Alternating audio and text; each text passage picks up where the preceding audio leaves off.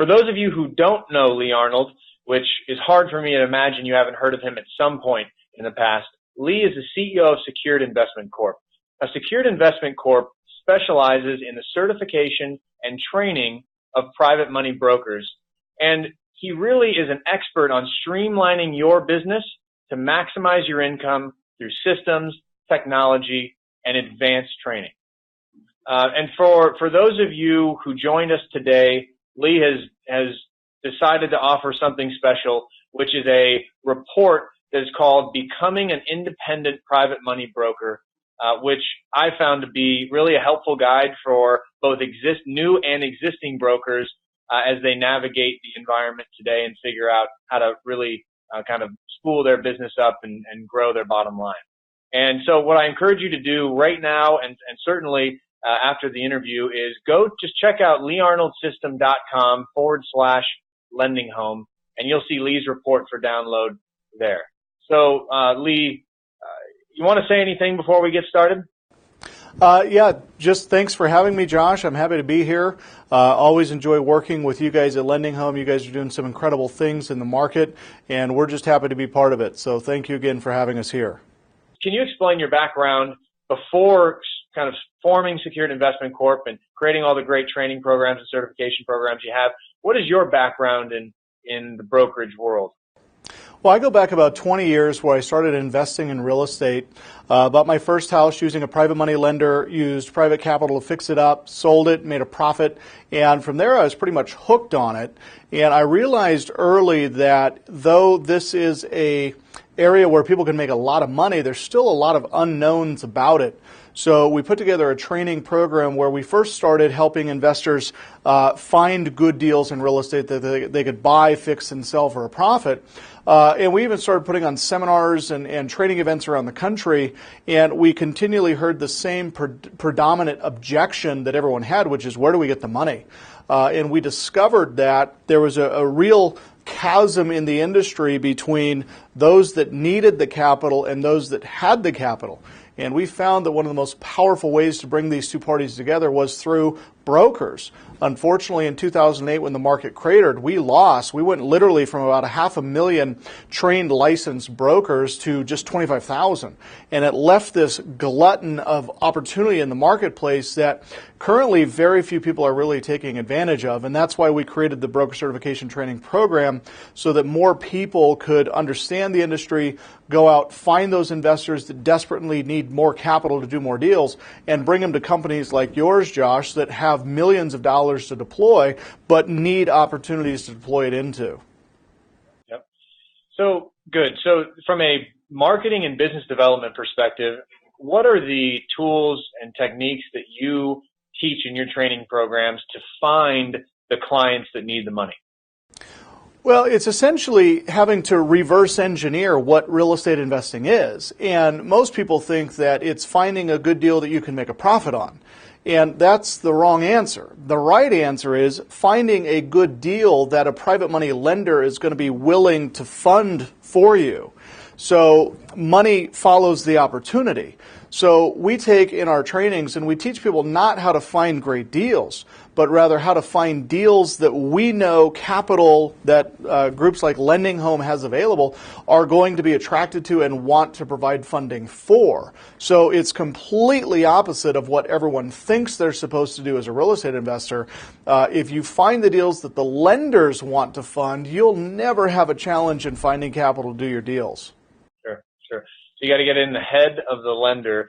And speaking of getting in the head of the lender, what do you? I mean, certainly it's not all lenders are created equal. And I think as a broker, your reputation is really on the line when you put the file in the hands of that lender and rely on them, their underwriting, and really their team to not only, I think, do a good job with the file and kind of comb through it thoroughly, but also to do it quickly and efficiently, and ultimately to have the money when the client is there at the table to sign docs. So how does a broker think about evaluating the lenders that are out there in the marketplace today? Well, I think it starts with the brokers themselves kind of defining their niche. Certainly you can go out and get your real estate license and you can go broker loans for owner-occupants. It's not something that we actually cover in our training. We believe that the owner-occupied space is not only flooded with too much competition, but with the introduction of Frank Dodd in 2010, it's almost made that side of the industry far from profitable. So we focus our trainings on working with real estate investors because not only is in most markets it's an unlicensed activity, but they also do volume. So with these real estate investors, they're not just going to buy one house in the next 7 years. They're going to buy 7 houses in the next year or more if we can help them. So our sensitivity is to the investors that we're introducing our brokers to is really based on their understanding of real estate investments as a whole. And one of the things that we love most about Lending Home, Josh, is, as you mentioned in the intro, you and I have known each other for a very, very long time, and you were investing in real estate long before you were lending on real estate, so you get it. It's one of the reasons why we recommend Lending Home above and beyond most lenders that we're familiar with, simply because you guys understand what these investors are wanting to accomplish, and you know how to accommodate their needs. And that, to us, is priceless, and you guys do a great job of it. Thanks, Lee. Appreciate it. We're doing our best. Certainly have learned a lot from you along the way. So let's take a few more questions that are, again, the common ones that I hear from brokers and that my team hears from brokers day in and day out. One is around branding. They come to Lending Home and we have a fancy website and some good tooling for them to use.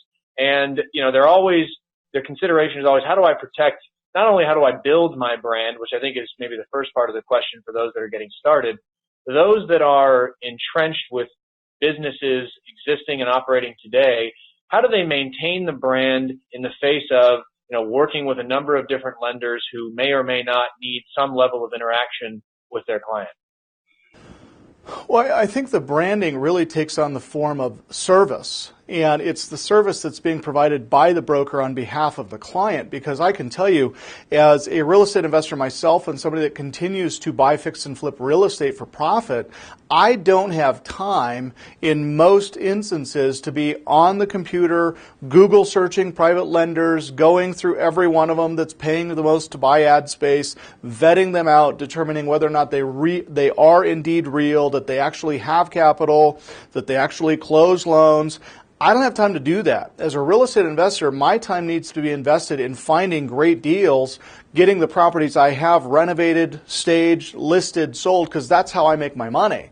So for a broker to be concerned with their overall branding or concerned with, their client going direct to a lending home, that tells me that they haven't done an effective job in selling the value that they bring to the client, because a good broker should not just have access to the lending homes, but to a myriad of other lenders that are out there that are going to be best suited for their particular client. Now, even though Lending Home does a great job, there are loans that Lending Home just won't do. And as a result, a good broker will have in their stable 20 or 30 other lenders that they've pre-vetted, predetermined, pre-identified, that they can now take that loan to. And that is a value that the brokers bring to this market that companies like Lending Home or any other lender just don't have, because they're only looking for deals that fit in their lending box, not necessarily looking for money that fits in the borrower's needs box. And that's the value. So for brokers to avoid circumvention by their clients, they really have to be focused on the need of their client and then provide it in the quickest, fastest way that they possibly can. Yeah, to your point about branding, it is the first question when a new broker comes on board is, how do you protect my brand against circumvention? And the first answer about how we protect it is we educate you on how to protect yourself. And the example that we give to our brokers who can then turn around and give it to their client is a typical borrower takes the amount of time, if you index the amount of time that a borrower takes to do business directly with Lending Home, it seems that on average, a middle-of-the-road broker takes about 30% of that time to get a deal done with Lending Home, which means their client probably is seeing, 5 or 10% of the total work. An excellent broker who knows what they're doing, who read our credit policy, and who does their job and provides the service that keeps clients ends up doing 10 to 15% of the work that a borrower has to do when they come directly to us. So not only does the broker's borrower feel much less, but the broker if they're doing their job, they are so streamlined in their acquisition of documents, their understanding of credit policy, and really the ability to say this is a lending home loan or this isn't. And if the answer is it isn't, who is the right fit in their stable of brokers to bring that to? When you get that efficient, you really do start to see the economies of scale, and your borrowers feel it as well. And I think the other thing that that Lending Home does, which we pride ourselves on, is we drop the origination fees that we charge on a broker transaction versus those that we charge on a direct transaction. It's 2.5 on a direct, and we drop it to 1.5 on a broker transaction. The reason we do that is that, yes, certainly a level of quality is important, but when margins start tightening and inventory is tightening, cost does become front and center, at least more of a priority for borrowers than it was before. And so we want to give our brokers a competitive advantage as it relates to our retail channel, such that, look, if you only can make a point because your borrower is so just hammering you on fees and costs, then you can still remain competitive with what we would offer a client if they came directly to Lending Home. And certainly if you can sell your service above and beyond, then you can charge above and beyond that point on top of our 1.5. So those are some of the things that I think of from the branding perspective. So licensing, Lee, it's a hot topic. It's one that's often misunderstood. How do you educate those that are looking to get into the private mortgage brokering space about the kinds of licenses they do and don't need? Okay. And what I want to do, Josh, before I address the licensing issue, I just wanted to make a point as it relates to the brokers and their concern with their clients going to Lending Home. I can tell you that broker circumvention has not been a problem for the brokers that are treating their business the way you described, where they understand the credit policies, they understand what items need to be gathered from the borrower, and they're submitting those in a timely fashion. And it really becomes a manufacturing streamlined system, because once you've done one, they're all pretty much the same thing. So your quote as to the time it takes a broker versus a direct borrower to the lender makes a lot of sense, because as a broker, I'm going to be submitting 20 to 40 loan packages a day or a week or a month, where a lender is going to be doing it once a month or once a year for that matter. So the broker really has an advantage from the standpoint of being able to streamline that system. Where I see most brokers experiencing circumvention where their client is literally going around them is the brokers who want to limp into the relationship. So they've got some silly landing page online, somebody goes to it, they go, okay, you've got a deal, it might make sense. They quickly go to Lending Home site, they register that client as theirs for broker protection, and then they say, hey, just call Lending Home. Well, there's no personal relationship, so there's nothing that says I need to be beholden to you as my broker, because all you did was referred me over. Therefore, yeah, as a borrower, I don't want to pay extra fees because I don't feel you've deserved extra fees or you've done anything to earn those fees. But for the brokers that are providing a valuable service, borrowers have no issue paying those fees because they're getting loans much more quickly and in often cases for higher LTVs and better pricing than they could have got without the assistance of a broker. So one of the things that we emphasize at our trainings is just that, the importance of the relationship with the client and being concerned with the volume of the client so that as a result of the broker getting involved, that investor is going to flip 10 houses this year instead of 5 or 50 houses this year instead of 20. So a broker should be helping their clients make more money, and as a result, the fees that you earn they're no longer an issue. So that said, Josh, to your question about licensing, the other reason that we really emphasize working with the investor category, where it's non-owner occupied and we're lending to entities, not to individuals, is simply because most markets view that activity as a commercial grade loan. Even though the property still may be a single family or duplex, which typically fall under the residential property moniker, where we're dealing with the non-owner occupied, we don't have to deal with the licensing, the Frank Dodd, the seller's disclosure, Reg Z, and all of these other things that come into play when you're working with those owner occupants. Now, there are 7 states that we know licensing is a requirement. However, if you find yourself dwelling in one of those states, there's no mandate that says you can't broker loans across the country into the 43 states that don't require licensing. So what we encourage people that are coming through our training to do is learn the systems, understand the structure of how loans are stacked, how lenders want to receive them, and then go into markets where licensing is not a requirement. If you do choose, however, to conduct business in a state that does require licensing, and you're going to make this, our recommendation is if this is going to be what you do for a living, then you absolutely should get licensed, because there's a lot of opportunity in your backyard that you're going to miss out on if you don't have the license to take advantage of it. Yeah, and I think for those to your point that live in a state that does require the licensing, I think it's easy for people to blow out of proportion what it means to become licensed. Sure, it is a burden, and it would be highly preferable not to have to, but I'm licensed, for example. And why did I do it? I did it for a number of reasons, primarily because those 7 states represent, a handful of them, a lot of business, including California. But I did it because yes, 90% of it is sort of just kind of go through the motion, but there are some nuggets in there that really, I think, by understanding kind of the frameworks that have put in place to, control the mortgage industry, it's helpful to understand if you're going to be, an active participant in it. And it's not that hard to do. I mean, 20 hours on the federal level, take an hour and a half, or I guess it's a 2 or 2.5 hour test. They now have the uniform state test, where you take that as a component of your federal test, and now you're covered in 35 or 40 states. I forget what it is. And so for now they're definitely, I think, standardizing some things and making it a little bit easier. But it really is a matter of a couple hours of online education, certainly sucking it up, getting back into school mode, and taking the test. But it is not the end of the world, and that's one thing that I like to communicate to those who think there's a big opportunity in a state that requires licensing. Well, you know what? Suck it up. It's a few $100s and 20 or 30 hours and a test. Go get it done. So this opportunity is bigger than that amount of time and money invested. The cost benefit is clearly in the direction of just getting it done. That's right. And I think, too, Josh, one of the reasons people don't want to do it is they're afraid of the unknown.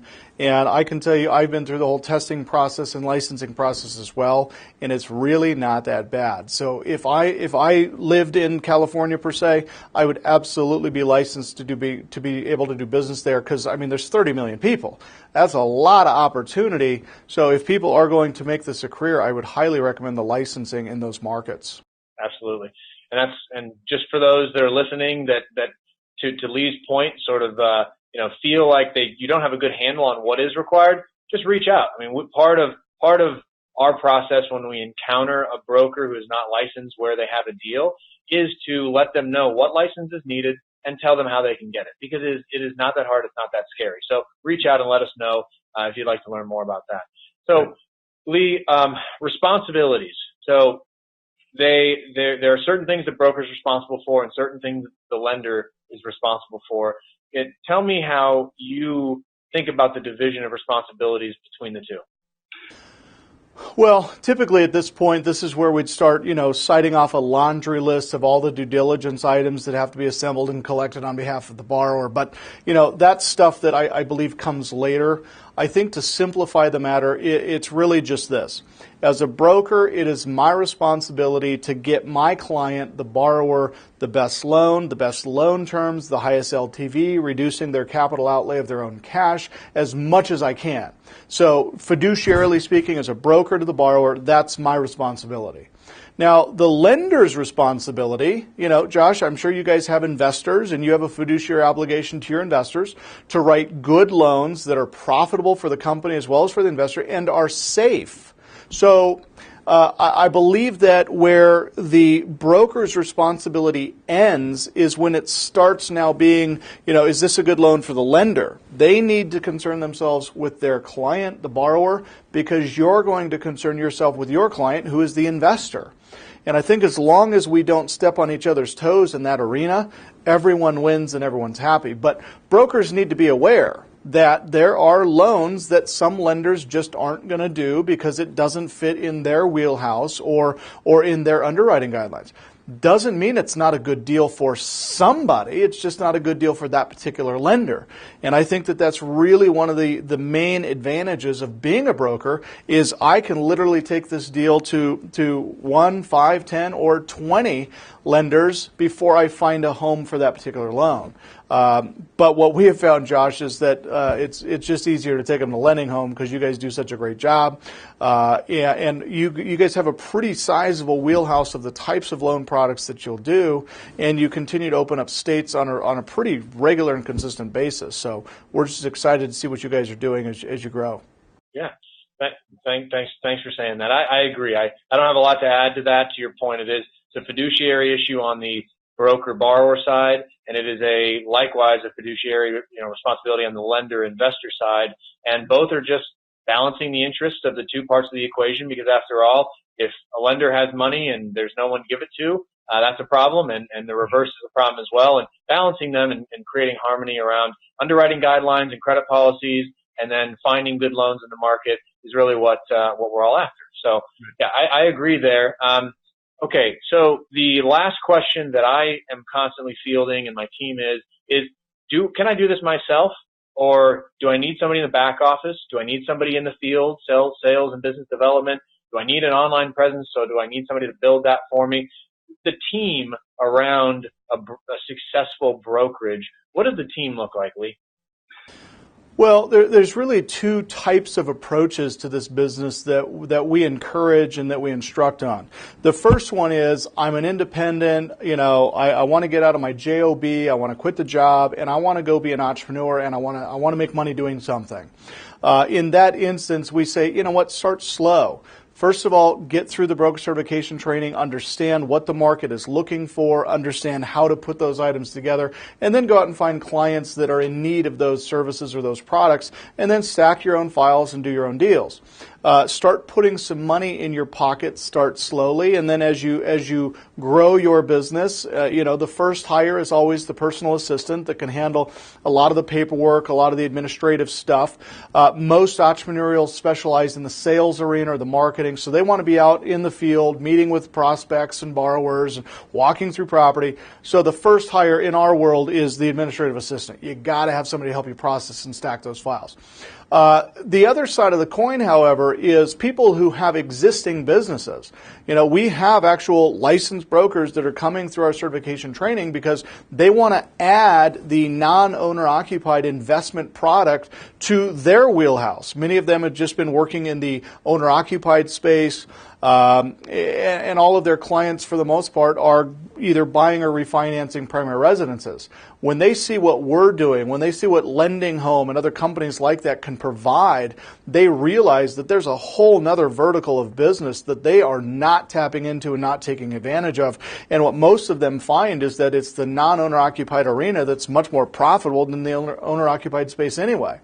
But many of them already have an existing infrastructure. They have existing staff members, which can consist of an admin assistant, a receptionist, a processor, a closer, an underwriter. There are those types of operations out there that unfortunately just are not yet participating in the non-owner occupied investment property arena.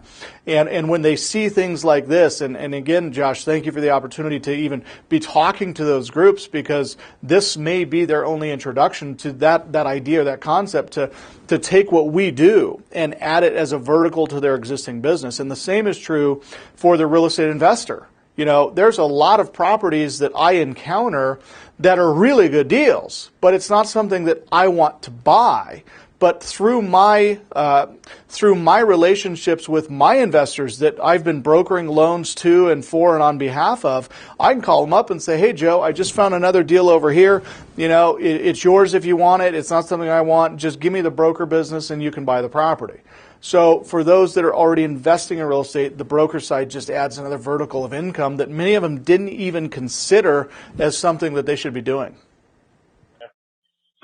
Well, look, Lee, I learn something every time we talk, and I've taken like 4 mental notes so far, and I want to remind everybody that whether you took good notes or not, one of the resources you can use to kind of recap, certainly we'll be throwing this up on the site, and I think Lee will be on his, but go to leearnoldsystem.com/lendinghome and download the report, because so much of what's in there, albeit at a high level, is what we've discussed here today. So don't feel bad if you haven't taken the kind of notes that you should have. There's certainly a lot to cover in the report, and certainly way more in one of Lee's training and certification programs.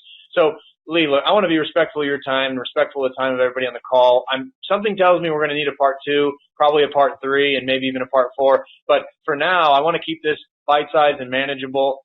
So thanks again for joining. I think that what you're doing right now with your training programs is you're helping spool up new brokers that never knew that it was never knew the real potential of this as a revenue stream, and really getting them comfortable with the idea, letting them know that between licensing considerations and how to find clients and how to protect the relationship with the client, how to find the right group of lenders, the right array of lenders to better balance their clients' needs, and ultimately how to execute the transaction is something that soup to nuts has not really existed until I think you created the system. So that I encourage everybody, whether they're already brokering loans to Lending Home or not, to go check out what Lee's got to offer.